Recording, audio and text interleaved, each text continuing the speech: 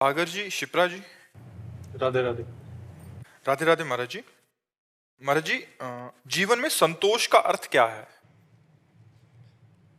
यथा लाभ, जैसी परिस्थिति है उसमें हम राजी रहें।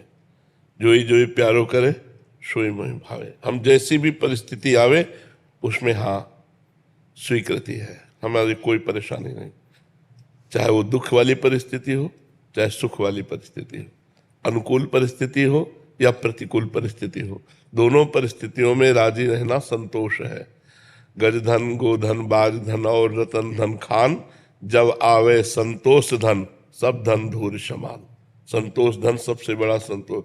संतोष यथा लाभ संतोष सदा, काहू सो कछु न चाहूंगो।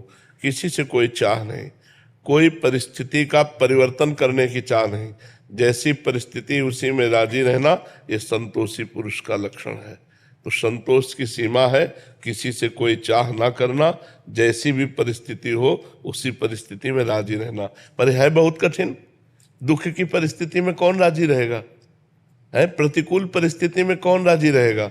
अपमान में कौन राजी रहेगा? वही राजी रहेगा जो भक्त है।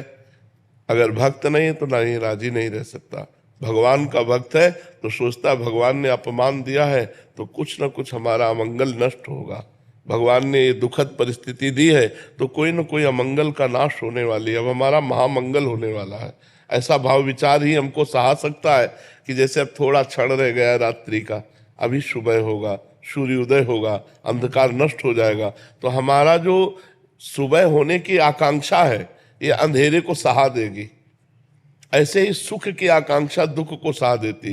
ये दुख आया है, कुछ क्षणों बाद नष्ट हो जाएगा, इसमें भी मंगल विधान है। भगवान कोई न कोई मंगल हमारा कर रहे हैं। तो हमारी जो सहनशीलता है वो धैर्यपूर्वक बनी रहेगी और हम उसको सह जाएंगे।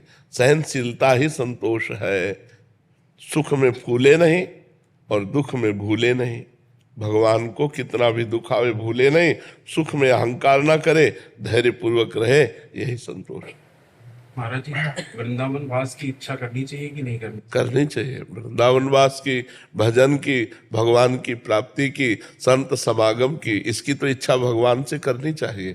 हे भगवान हमें संत समागम प्राप्त हो, हे भगवान हमसे खूब भजन बन जाए, हे भगवान आपके धाम का दर्शन हो जाए, हे भगवान आपका नाम खूब जप करें और आपका दर्शन पालें। ये तो कामना करनी चाहिए। इसी कामना के बल से तो सांसारिक कामनाओं का त्याग होता है। अगर ये कामनाएं नहीं करेंगे तो सांसारिक कामनाएं होती रहेंगी।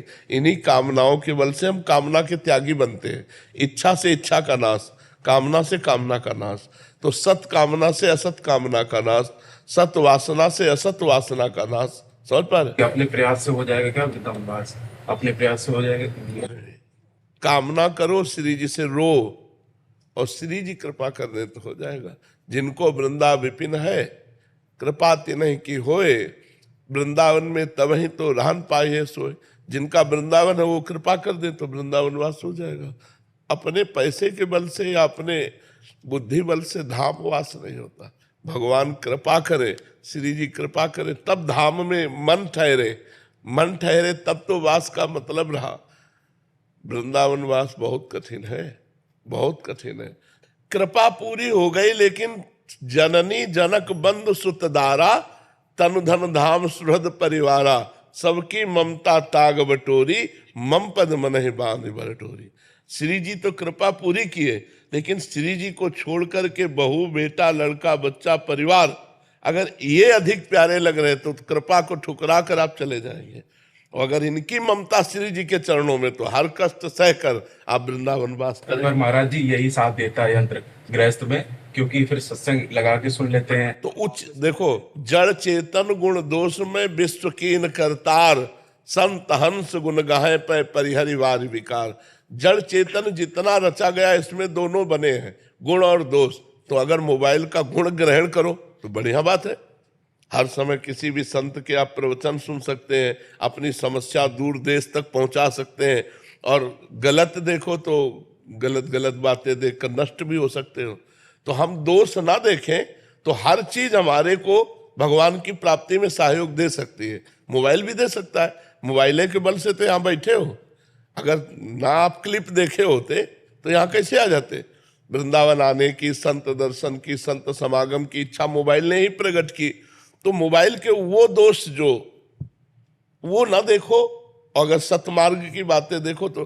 पर क्या होता है कि मन अच्छी बातें कम देखना चाहता है, बुरी बातों में ज्यादा लगता है। गेम खेलना, ये वो सब गंदी बातें, गंदी रीलें पहले लगता था, अब तो सुन के है ना। सत्संग का यही प्रभाव है कि कुसंग छुड़ा करके भगवत मार्ग में दृढ़ कर देता है। जी। जैसे आप कह रहे हैं कि आप क्लिप देखकर ही वैसे ही आए, मैं विदेश में रहती हूँ, मनोरंजन की सब चीजें छोड़ दी, कोई टीवी में कुछ नहीं देखते, फिर भी आकर्षण इतना ज्यादा है हर तरफ से। नाम जप करो, नाम जप सारे आकर्षणों को मिटा देगा। मतलब आपसे सही कहते हैं, डट के जब भजन किया तो अच्छा ही लगना बंद हो गया। अब जैसे हमसे पूछा जाए आपको क्या चाहिए, तो खोजने